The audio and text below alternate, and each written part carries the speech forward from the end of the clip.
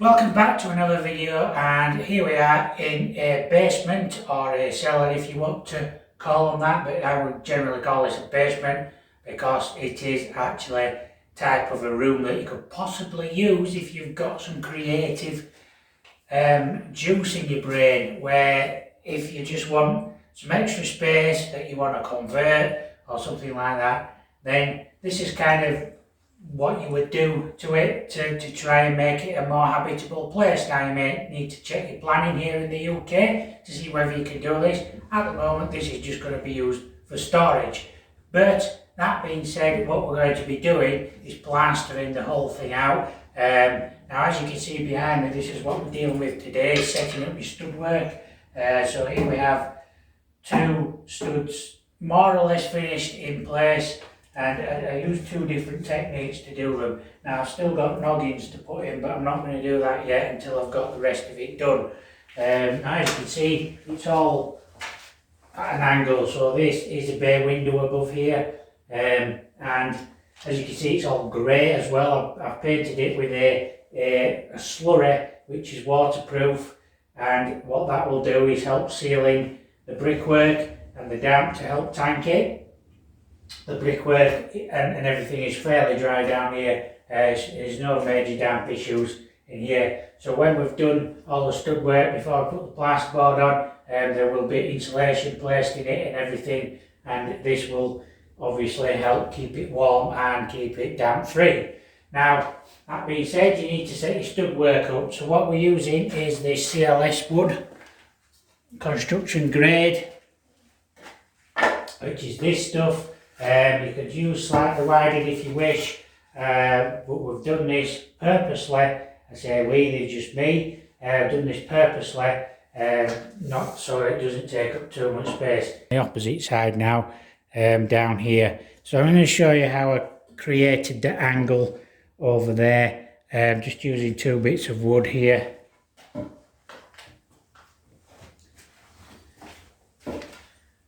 So I already worked out it's 30 degrees, but how I came to that conclusion is just by putting two pieces of wood on the floor. And we have one here already made, but it's not the one that needs to go there. So just leaving it offset there, just bring it out so you're not catching that brickwork. And we have another one here.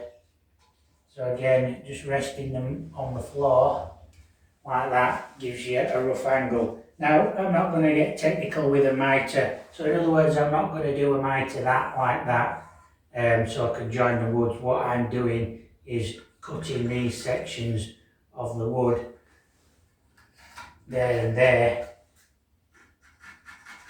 so I create more of a square at edge so that they butt up properly, and we shouldn't have any issues then with other areas going up. It should be level, in other words, with the corners of the bricks, but there's no guarantee that these bricks are all in line. I did have my laser level out, but the batteries ran out, so I couldn't really get the laser level on it. So that being said, we are going to set some stud work up now. The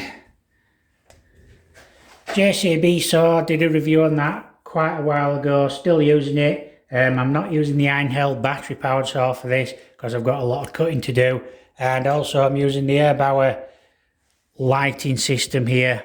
So you can see I've got two lights on because obviously there's not much lighting in here either. So did a review on that as well quite a while ago. So what we'll do now is get this cut.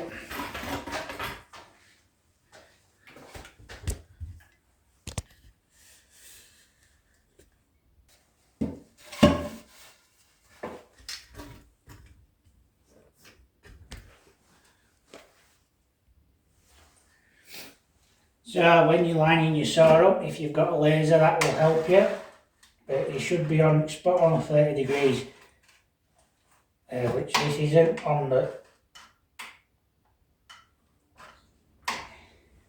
I always bring the saw blade down to see whether it is in the right place.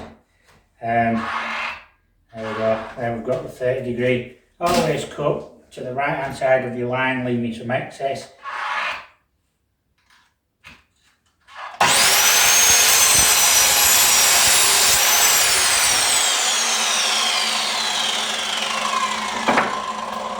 first piece, put it back with. So now I have two equal size pieces of wood. And just going to drop that down there for now.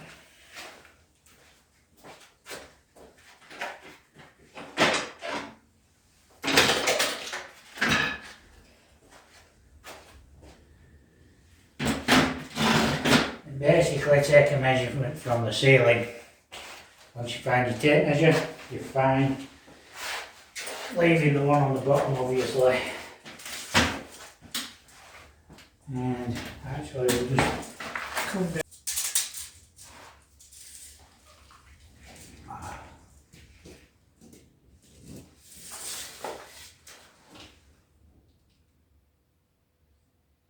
About 86.5. So what we do now is cut a couple of lengths at 86.5.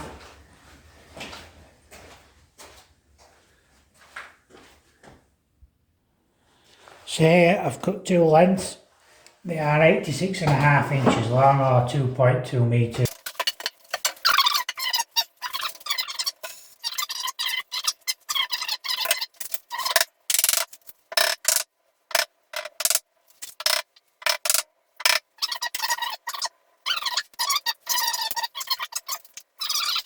There is that. So one of the things you can do is try and find the joist and sprig some screws in at the top just to hold it in place.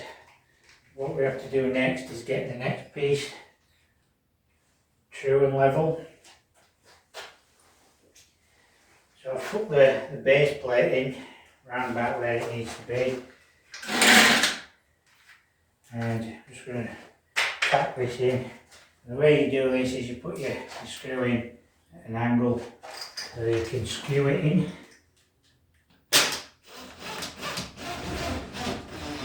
Start off at an angle like that, let the screw grip, and then twist the screw up.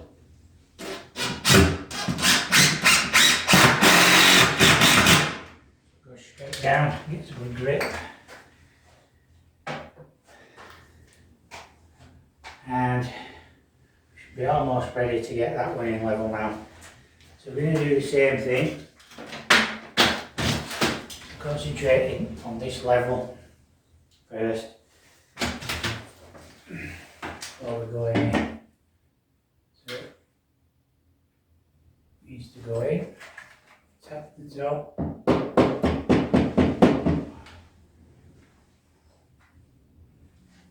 What will be a good idea as well when you've got this one level is to put a mark in your ceiling just in case it does move. At least you've got somewhere to level it up to.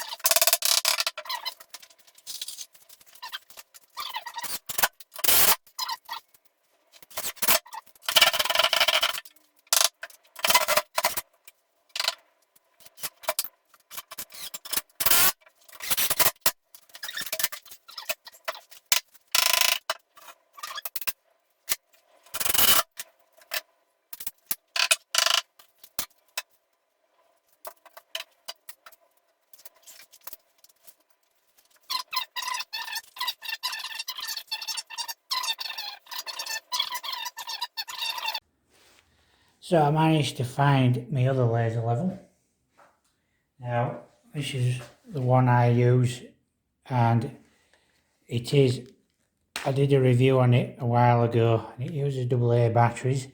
They don't last a very long time, to be honest, when you're using it. So like if I switch it on now, you get a very faint line on the wall. It starts fading and fading and fading.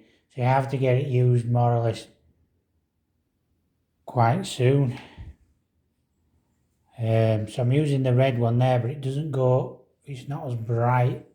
It's not the laser's not travelling as far. So what I'm going to do is I can see where the laser is going up so far up the wall, and I'm going to mark it and hopefully move the laser so we can get this lined up at the top better. So I can just about see a faint line there. Can we see any more? I need to be line. It's also okay. What we need to do is basically not that light. I really do. Wait, I'll grab it later. That's it, line what I hope. I think we might. There and there. Oh, so can't see line was here now. Look at that, where it needs to be. The idea of laser is you've got to use the line through so you can get where you need to be. Take it on the store. Then we'll put the next choice. If the laser level travels, we now have line this way. There's well, which in theory now, you have to piece of wood to here, which is going to patch up one of the pipe, which will be more or less out. So I think we've got that now. That's more way. That's one of those so yeah, if you want to in line, that's the line there.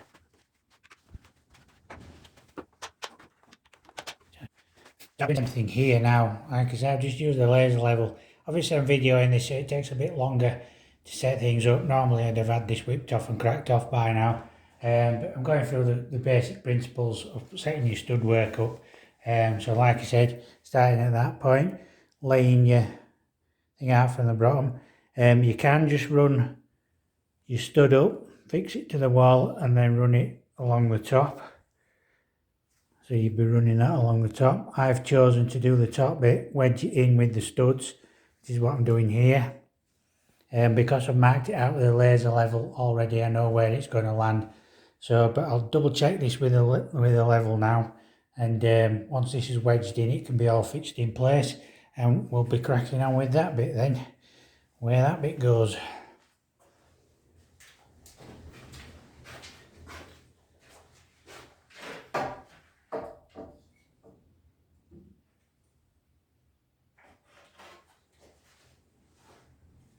Just to mention, I also put marks on the floor where the base plate is.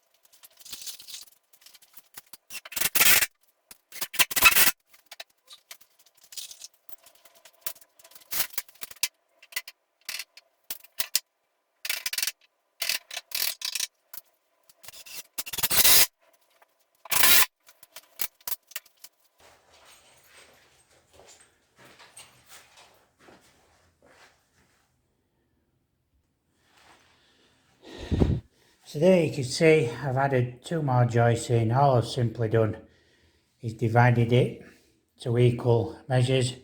So none of the joists going around there are at the same length. Just basically divided it because as a plasterboard is 1200 wide or 4 foot. Neither one of them two are 4 foot, so the plasterboard is just going to sit on it without a joint. So the joist doesn't matter where the joists are going to be. But to add strength, obviously put the joists in there. These are walls at the end of the day. You don't want people hanging pictures on and shelves on and not being able to find a joist or have the whole wall come down. So that being said, we've got that bit to do there now. Where the bay window is above it. Get that framed in now. Get it all levelled up. We can fix it all in then. We've still got another coat of the damp proof slurry to put on. This will help protect it from the damp, and then we should be almost ready for plasterboarding by the noggins. So there we go, we've got the framing at the back wall there as well. Same principle again. Base plate, follow it up, top plate, second joist, get it all level and square. And you see, this is the thing of bringing it round this way, and then doing that bit last. You can see by the gaps here and here that it's level and square. It looks level and square, which will help when it comes to plastering it, because obviously we've got this angle to create here as well with the plasterboard. So yeah, so waiting for this stuff to dry. It needs insulating behind everything, and put some noggins in. Now I might not show you what we do with the noggins, but I'm going to give you a quick demonstration. The noggins are what go in between the joists like that. Basically take a measurement like that. Make sure you've got a nice strong pencil mark. Take it to your saw.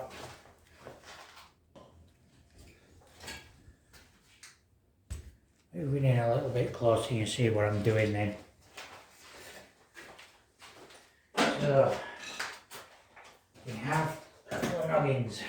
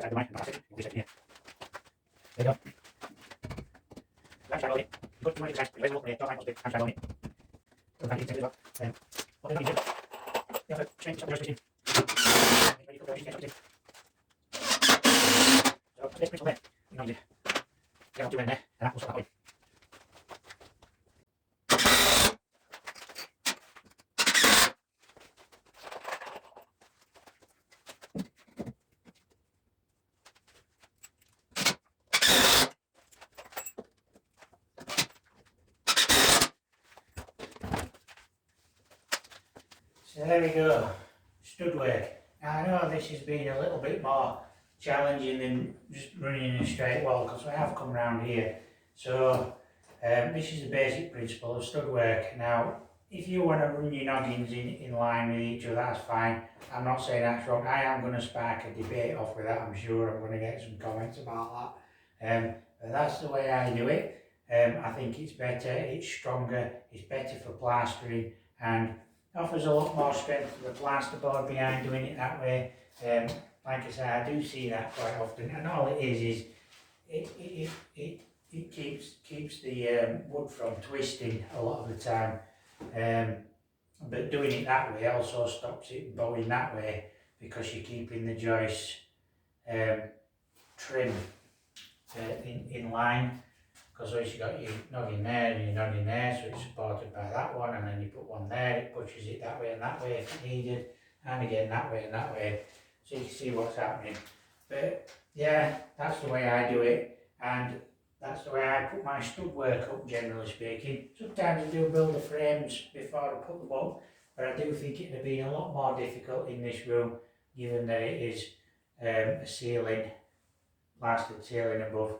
I did do that over there, at that side, to start with, but then started running it round like I've just shown you. Yeah, that's how you do your stud work, or one way of doing it, or that's the way I do it at least. I hope you got something out of that video, or out of this video, and do like and subscribe to the channel. We do appreciate everybody who does that. It helps us buy equipment, helps us make these videos, everybody who does that.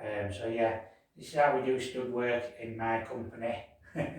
Don't own a company, but this is my business. So yeah. Oh, got to mention, I did fix it down at the bottom as well, which I didn't do to start with, just in case I needed to adjust it, either at the top or the bottom. And if you fix it first, and it's like where you find your brickworks running out, like it was a little bit on this earlier, or there's something in your way and you think, oh God, what I've done, I've fixed it down. Because I use these hammering fixings here, just basically drilled them in and hammered them in. And again, I've done the top as well to hold them in place. So basically all I've done is made loose frames in situ so that they fit snug, and then trips to me.